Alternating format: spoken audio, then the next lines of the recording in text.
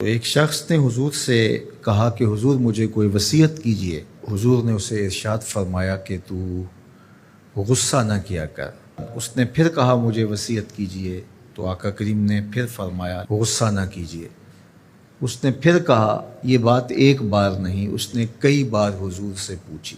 وہ کوئی اور وصیت طلب کرنا چاہ رہا تھا کہ یہ تو ٹھیک ہے، کچھ اور وصیت بھی کیجئے۔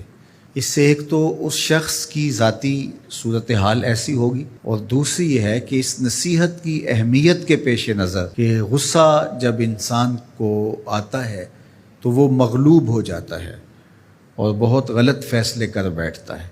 اس لیے بار بار ایک نصیحت پر تاکید کرنا اور اس کا تکرار کرنا اس امر کی طرف توجہ دلاتا ہے کہ ہمیں معاملات کے اندر بہت معتدل رہنے کی ضرورت ہوتی ہے۔ جو شخص غصے کو نافذ کرنے کی طاقت رکھتا ہے، ایک تو ہوتا ہے کہ بندہ غصے سے خود اپنے آپ کو بے چین کرے گا، لیکن اپنے غصے کو نافذ نہیں کر سکتا، غصہ نکال نہیں سکتا، خود پیچ و تاب کھائے گا۔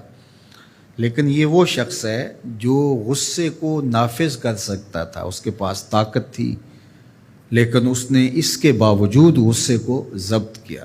حضور علیہ السلام نے ارشاد فرمایا، قیامت کے دن اللہ تعالیٰ لوگوں کے سامنے اسے بلائے گا، تو اللہ تعالیٰ اسے اختیار دے گا کہ جنت کی حوروں میں سے جس کے ساتھ تم نکاح کرنا چاہتے ہو، جس کے ساتھ تم رہنا چاہتے ہو، تمہیں اس کا اختیار دیا گیا ہے، اس لیے کہ تم نے اپنے غصے کو ضبط کیا، اس کو نافذ کرنے کی طاقت کے باوجود۔ اور ایک روایت حضرت سلیمان بن سرد رضی اللہ تعالی عنہ سے مروی ہے، کہتے ہیں کنت جالسا مع النبی صلی اللہ علیہ وآلہ وسلم، میں حضور علیہ السلام کی مجلس میں بیٹھا ہوا تھا۔ دو لوگ تھے، وہ آپس میں الجھ رہے تھے۔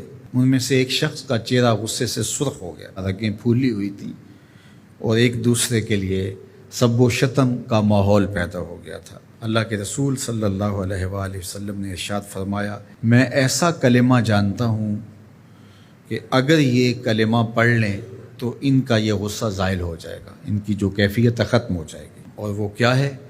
اعوذ باللہ من الشیطان الرجیم۔ یہ پڑھ لیں تو جو ان کے اندر ہے وہ چلا جائے گا۔ تو لوگوں نے اس شخص کو کہا جس کی رگیں پھولی ہوئی تھی اور غصے سے اس کا چہرہ سرخ ہوا جا رہا تھا کہ تعوذ پڑھو، اعوذ باللہ من الشیطان الرجیم پڑھو۔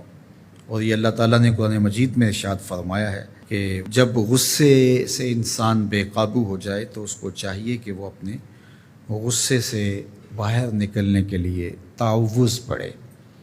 ایک روایت میں ہے، اللہ کے محبوب نے ارشاد فرمایا، تم میں سے اگر کوئی شخص غصے میں آئے تو وہ خاموش ہو جائے، تو خاموشی سے غصے کا لیول نیچے آنا شروع ہو جائے گا۔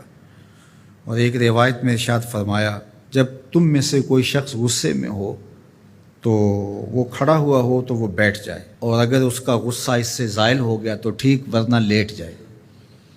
یعنی اگر وہ کھڑا ہو تو بیٹھ جائے، اور اگر بیٹھنے کے باوجود بھی غصہ ختم نہیں ہونے پا رہا تو لیٹ جائے، خاموش ہو جائے، تعوذ پڑھے اور بیٹھ جائے یا پھر لیٹ جائے۔ تو یہ چار صورتیں غصے کو کم کر دیتے ہیں۔ تو غصے کو نافذ کرنے کی بجائے کوشش کرنی چاہیے کہ غصہ جو ہے وہ فروغ ہو جائے، چونکہ غصے میں انسان ایسے امور کر لیتا ہے کہ بعد میں اس کو سخت پچھتاوا ہوتا ہے۔